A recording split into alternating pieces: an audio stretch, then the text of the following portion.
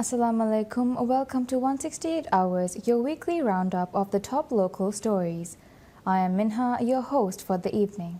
Stay tuned. The Maldives Transport and Contracting Company (MTCC) is accelerating its project timeline, aiming to complete 99% of its portfolio by the late 2028 as part of a broader effort to streamline national infrastructure development. The state-owned enterprise is managing more than 340 projects across the country.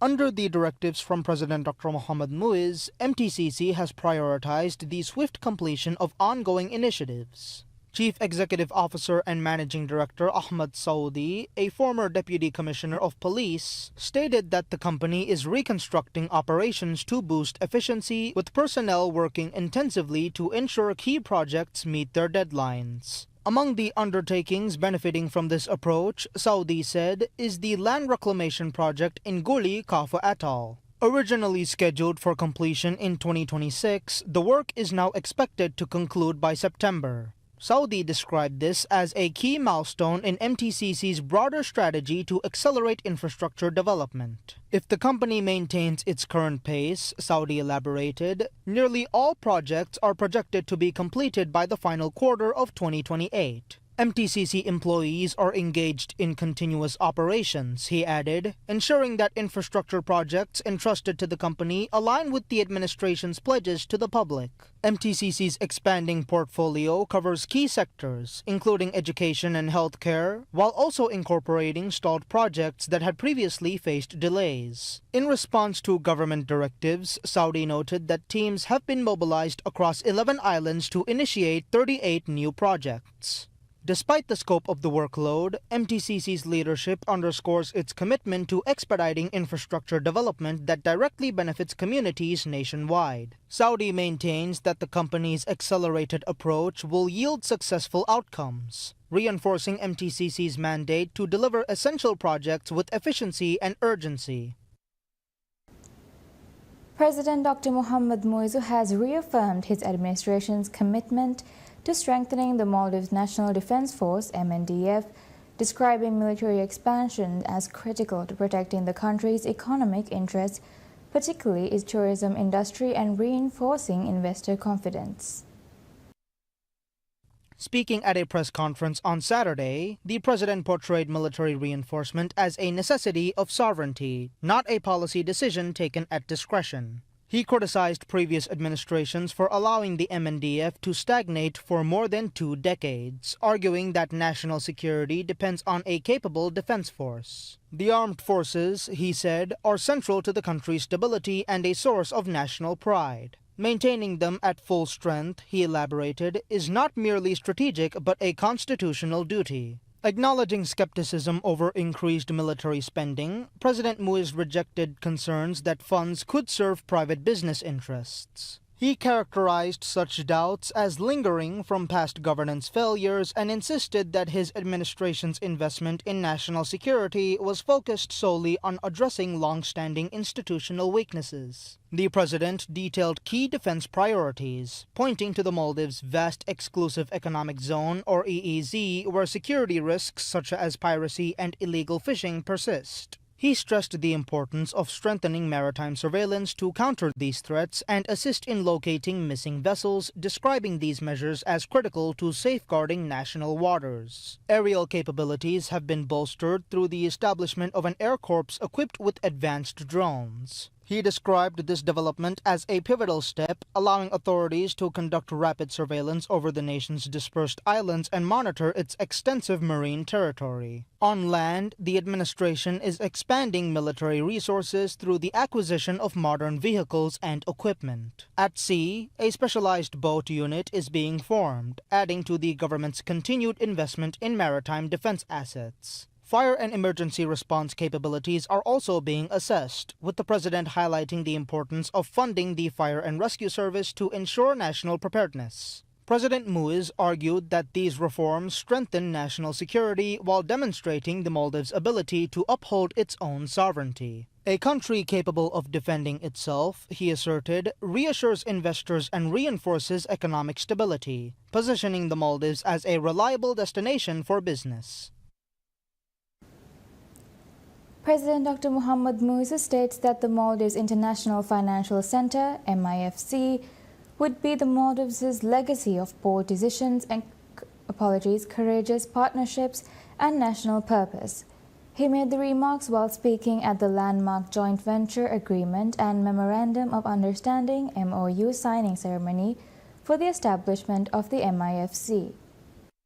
The ceremony, attended by distinguished guests, including several high-profile international dignitaries, marked the beginning of a bold new chapter defined by ambition, innovation, and transformation. President Dr. Muiz described the MIFC as a commitment to diversifying the Maldives' economy beyond traditional boundaries, to empowering Maldivians with opportunity, resilience, and pride, as well as a commitment to the world that the Maldives is ready to lead in reimagining the future of finance, sustainability, and urban living. The president further stated that the MIFC is the Maldives' launchpad to becoming a developed nation by 2040. He added that the Maldives is embarking on this extraordinary journey with clarity, conviction, and optimism. The president further stated that the Maldives is not only a destination or a small island state, but a driver of global change and a smart island nation at the epicenter of the Indian Ocean's economic and digital evolution. President Dr. Muiz also emphasized that the Maldives would not imitate models of the past, but rather set a new benchmark for a financial ecosystem that is borderless,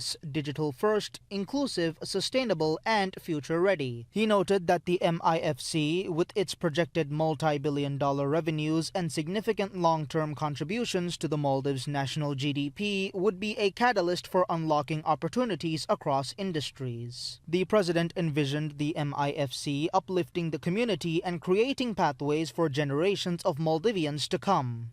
At the ceremony, the president oversaw the signing of the Joint Venture Agreement and MOU between the Ministry of Finance and Planning and MBS Global Investments for the establishment of the MIFC, and later presented commemorative mementos to the distinguished guests. An implementation plan is being formulated to ensure uninterrupted communication and service of government officers during times of crisis as the Maldives transitions to a digital governance system. The National Center for Information Technology, or NCIT, has established a system in which government offices rely on communications infrastructures under efforts to establish a digital government. The Ministry of Homeland Security and Technology is currently developing an implementation plan to restore services and continue government operations without interruption in the event of a crisis or a human action. The project is part of the World Bank-funded Digital Maldives for Adaptation, Decentralization and Diversification, or DMED project. Sri Lanka-based KBSL Information Technologies Limited, a firm that has been active in the field of information technology since 1987, has been tasked with preparing the disaster recovery and business continuity plan for NCIT. The agreement was signed by NCIT's Head and Minister of State, Dr. Muhammad Kinanat, on behalf of the Ministry of Homeland Security and Technology. Krishan Pereira, Associate Vice President for International Business, signed on behalf of KBSL. The contract, awarded to KBSL Information Technologies Limited, is valued at $45,525. While the work must be completed within 4 months, the Ministry of Homeland Security and Technology said the plan formulated by the company will be in line with international standards. The plan will include risk assessments of the current state of the existing 22-year-old infrastructure and conduct assessments on natural disasters, cyber attacks, power outages, and fires. The plan will also determine the skills that employees must have and the trainings necessary for human resource development with regard to the implementation of such a plan. At the end of the contract, the government will be equipped with a comprehensive operational manual to follow in the event of a crisis. While various government agencies provide services online, the NCIT will play a leading role in executing the project. The Maldivian band Two of Us secures third place at the Battle of the Bands international competition in Mumbai, India. marking the first time a Maldivian band has earned such recognition on a global stage. The competition featured 12 bands from across various nations, each vying for the top honors. Among them, Two of Us stood out, captivating audiences and earning praise from the judges. The band's performance resonated deeply with the Maldivian community, which followed their journey with pride. In the finals, the musicians expressed their commitment to representing their country, stating that while their presence on stage was small, they carried with them the spirit of an entire nation. Their message was clear: success belongs to those who dare to dream and work tirelessly to achieve it. Their performances drew widespread acclaim. Judges described their musical delivery as electrifying, bringing a dynamic energy to the stage and stirring emotions among the audience. Anu Malik, a prominent Indian music composer, hailed Two of Us as one of the most talented bands he has encountered in recent years, praising the individual artistry of its members. Beyond the competition venue, public support surged. Admirers took to online platforms to express their enthusiasm, with messages of encouragement pouring in from fans across the Maldives and beyond. For the grand finale, Two of Us presented a performance that left a lasting impression. They seamlessly blended the Maldivian nationalistic tune Eheri Divehi Nishan with a Hindi song, delivering a rendition that judges described as deeply moving. Some remarked that the emotional intensity of the performance brought them to tears. Recognizing the significance of the moment, Minister of Youth Empowerment, Information and Arts Ibrahim Wahid traveled to Mumbai to personally congratulate the band. Their success is widely regarded as the most notable international recognition achieved by a Maldivian band to date. Vice President Hussein Mohammad Latif underscores the need for decisive measures to eliminate corruption risks, warning that the Maldives tourism sector, central to the nation's economy, depends on bolstering transparency and investor confidence. Speaking at the inaugural session of the Saudi Maldives International Forum on Integrity at Villa Nautica, he stressed that effective governance frameworks are crucial in securing long-term sustainability. The two-day forum, jointly organized by the Maldives Anti-Corruption Commission (ACC) and Saudi Arabia's Oversight and Anti-Corruption Authority (Nazaha), brings together representatives from member states of the Organization of Islamic Cooperation (OIC) to explore strategies for strengthening integrity within the tourism industry. Discussions center on identifying vulnerabilities in regulatory structures and shaping policies to safeguard sector stability. Tourism remains the Maldives' primary economic pillar, driving foreign investment and supporting national growth. Vice President Latif highlighted the urgency of robust anti-corruption measures to protect investor confidence, noting that both government authorities and private enterprises must play an active role in closing gaps that could expose the sector to financial misconduct. In addressing the gathering, OIC Secretary General Hussein Brahmin Taha reinforced the significance of tackling corruption within member states, describing it as a global challenge that demands coordinated international efforts. He underscored the need for institutional reforms to uphold transparency and accountability across industries. The forum, themed Strengthening Integrity and Combating Corruption in the Tourism Sector, has drawn more than 170 delegates, including representatives from OIC member states, government agencies, and international organizations. During the proceedings, Saudi Arabia's Anti-Corruption Authority presented a token of appreciation to Vice President Latif, recognizing his commitment to reinforcing governance standards. Officials from across the Organization of Islamic Cooperation (OIC) member states have convened in the Maldives for a high-level forum aimed at bolstering integrity within the sector.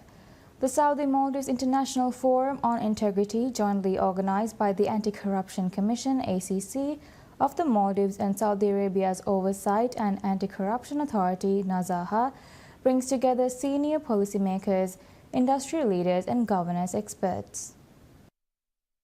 Vice President Hussein Mohammad Latif attended the inaugural session held at Villa Nautica as the guest of honor.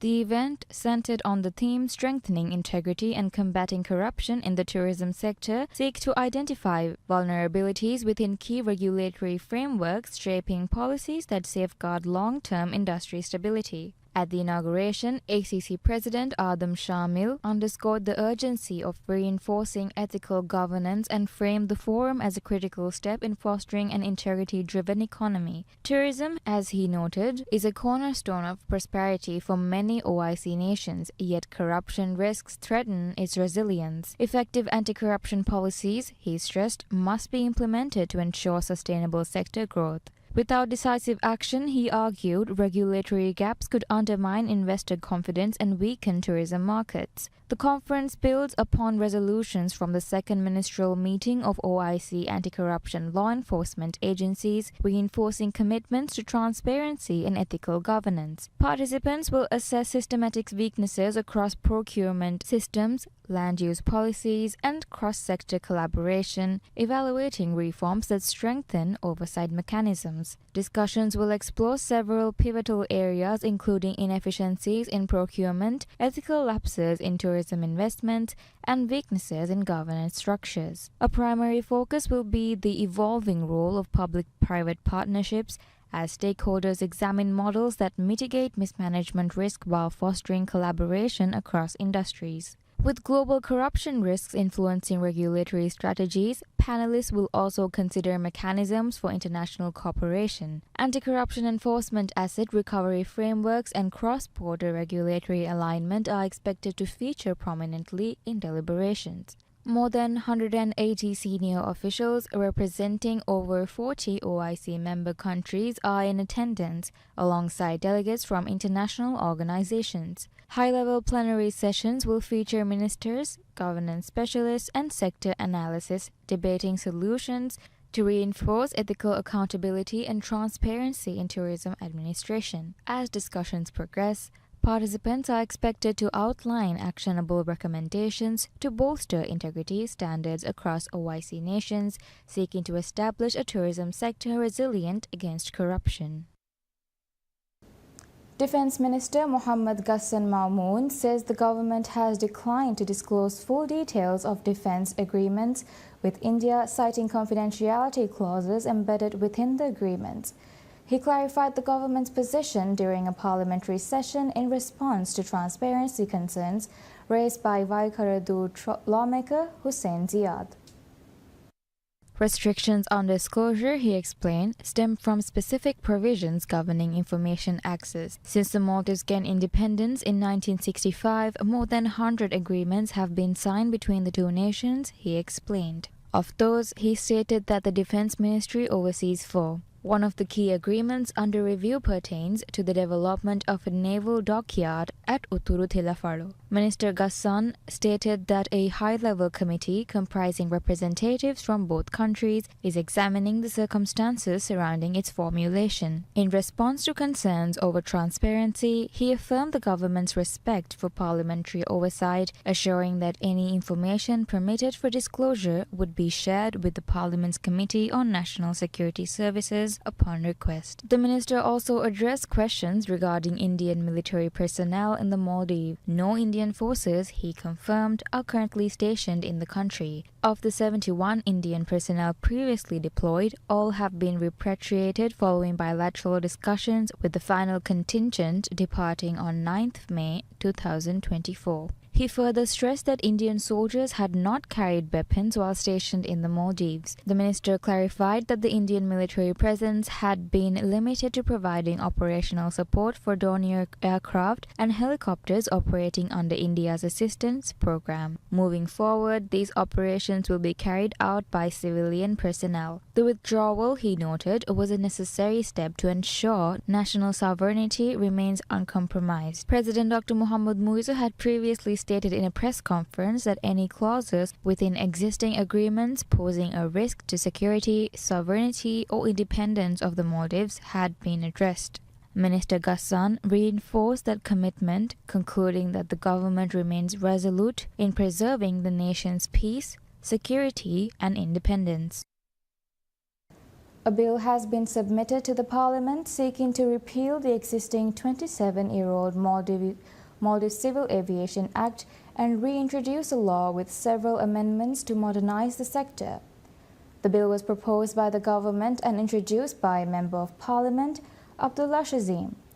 The first reading of the bill has been completed and the debate process is now underway. The objective of the proposed Civil Aviation Bill seeks to replace the current Civil Aviation Act of 2001 by introducing a legal framework for the implementation of all aspects of civil aviation through a modern enforcement system. The bill also aims to ensure that the rules and standards relating to the safety and security of civil aviation in the Maldives are in line with the standards established in the International Convention on Civil Aviation, to which the Maldives is party.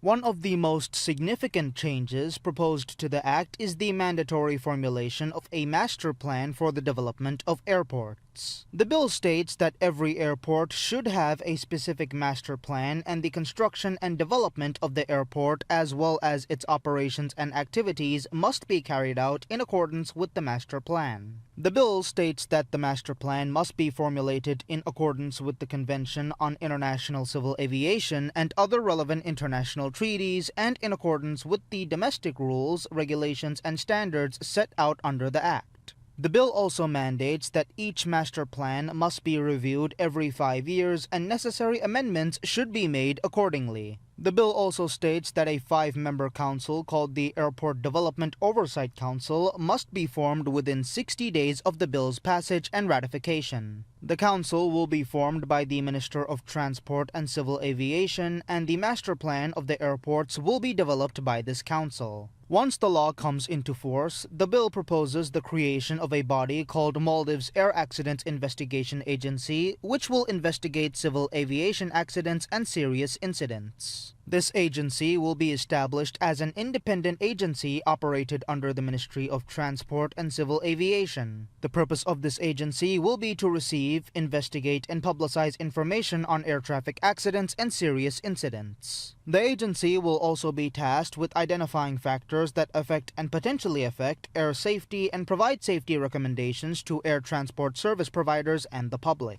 The objectives also include conducting programs on safe air travel and raising public awareness. President Dr. Mohamed Muizzu has announced a national vision to position the Maldives as a leading financial center for Islamic finance, underpinned by digital economic transformation. The initiative was introduced during the launch of the Maldives Islamic Social Financial Initiative, a strategic effort aimed at advancing the nation's development agenda. Inspired by the forthcoming National Financial Inclusion Strategy, the initiative seeks to foster collaboration between the financial sector and civil society organizations to address the diverse needs of Maldivian society. Underscoring the importance of collective action, the president stated that he remained hopeful that the benevolent initiative would foster critical partnerships between the financial sector and civil society organizations in addressing the diverse needs of our society. At the core of the initiative is a commitment to the Maldives' unified identity shaped by enduring values of compassion, justice, and social equity. Strengthening ties between financial institutions and civil society is a central objective, with the initiative designed to create a robust system to support those in need. The effort, the president noted, aligns with principles long upheld by Maldivians, including social justice and equality. The initiative also reflects a broader philosophy on national development. President Muizzu stressed that progress cannot be measured solely by economic prosperity. Ensuring every individual is afforded a dignified life remains a priority. Within the framework of Islamic banking, tools such as sadaqah, waqf, and Islamic crowdfunding are envisioned to financially empower vulnerable groups and establish social justice. To support this vision, the government is developing the National Master Plan and Roadmap for Islamic Economics and Finance with assistance from the Islamic Development Bank. The launch event also marked the inauguration of the Maldives Monetary Authority or MMA's Islamic Social Finance Research Report.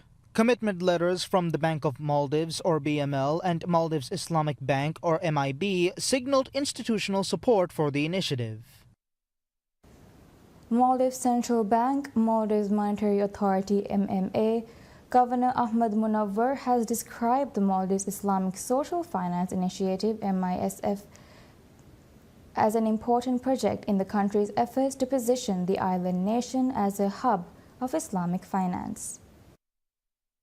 Speaking during the launching ceremony of the MIFSI on Wednesday morning, the governor hailed the project as an important objective of MMA's 2025 to 2027 strategic plan, adding that the project will elevate the country's financial system to new heights. Munawwar described the initiative as an important step to position the Maldives as an Islamic finance hub at regional level. He said that the project will increase social equality and economic participation across the population. Munawwar said this is a remarkable example of policies being formulated on research. University Islam Selangor Vice-Chancellor Muhammad Farid Ravi bin Abdullah, speaking during the ceremony, said the success of Islamic finance will provide assistance to vulnerable people in society. He said the system, which is already being implemented in Malaysia, is an important initiative to address problems in society. The MISFI is a special fund established by the MMA in collaboration with the Bank of Maldives (BML) and the Maldives Islamic Bank (MIB). The MMA has allocated $1.3 million, MIB pledging $1.9 million, and BML pledging $13 million for the next 3 years, with the Ministry of Social and Family Development to identify social areas in need of investment. That's all we have for now. Thank you for watching 168 Hours. See you next time.